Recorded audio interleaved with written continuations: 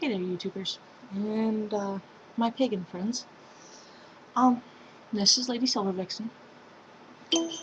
I know I don't really talk a whole lot about the history of the craft, so I would like to read a couple little excerpts from one of my favorite authors, Raymon Buckland, and from his book, Complete Book of Witchcraft. The version that I have is revised and extended. And this is actually going to be from lesson number 1. Okay? And this is exactly what it says. And I'm reading this word for word, so bear with me if I start squinting. It says 25,000 years ago, Paleolithic women and men developed upon hunting, depended upon hunting to survive. Only by success in the hunt could there be food to eat, skins for warmth and shelter, bones to fashion into tools and weapons. In those days, women and men believed in a multitude of gods. Nature was overwhelming. Out of awe and respect for the gusting wind, the violent lightning, the rushing stream, women and men ascribed to each a spirit, made each a deity, a god. And here comes picture time, yay! Let me slide it over. See? Paleolithic drawings, yay! And it says, continuing on, this is what we call animism. A god controlled the wind, a god controlled the sky, a god controlled the waters, but most of all, a god controlled the all-important hunt, a god of hunting. Which, a good example of that would be, oh, for the life of me, don't make fun of me for mispronouncing this. My pronunciation is very horrible, but, Cernanos. Anyway, moving on. Most of the animals hunted were horned, so women and men pictured the god of hunting, also a being horned. Hence the reason why the green man is horned. It was at this time that magic became mixed in with these first faltering steps of religion. The earliest form of magic was probably of the sympathetic variety. Similar things, it was thought, have similar effects. Like attracts like. If a life-size clay model of a bison was made, then attacked and killed, then a hunt of the real bison should also end in a kill.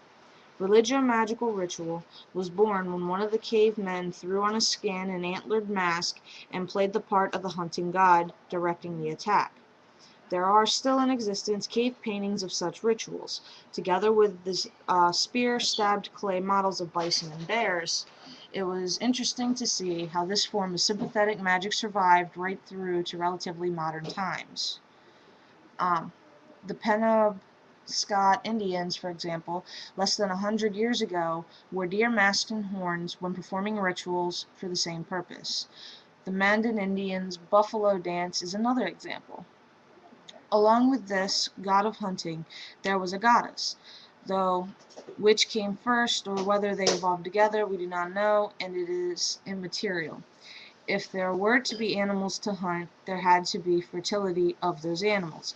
If the tribe was to continue, and there was a high mortality rate in those days, then there had to be fertility of women and men.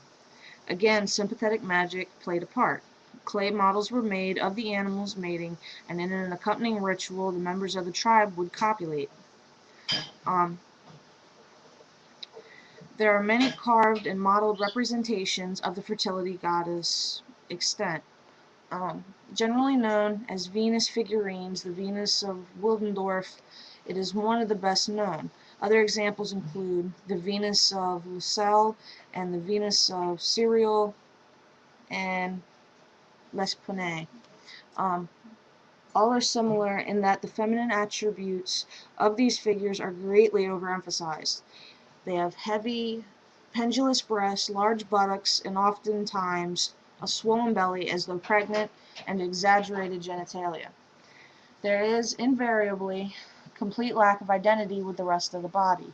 The face is not defined in the arms and legs if there at all are barely suggested. The reason is that women and men was solely concerned with the fertility aspect. Woman was the great bearer and nurser of the young. The goddess was her representative as the great provider and comforter, Mother Nature or Mother Earth. And I'm going to show you one of the other pictures that was in here. Here it is. Gaia is also another good representation. You can see pictures of her all over the net. But I thought just the very beginning of that brings to light a lot of how a lot of pagans these days still worship the Lord and the Lady, or the God and the Goddess, however you'd like to put it. And I'm thinking I might do a couple more readings. So let me know what you all think. And if you have any books that you'd like to suggest for me to read from, page numbers, specific paragraphs, excuse me, whatever you really think that you'd be interested in hearing, I'd love to hear more on it. So please send me a message, drop me a video, you know, do what you think you need to do in order to grab my attention. Okay? So in the meantime, blessings be with you all. And this is Lady Silver Vixen signing out for now.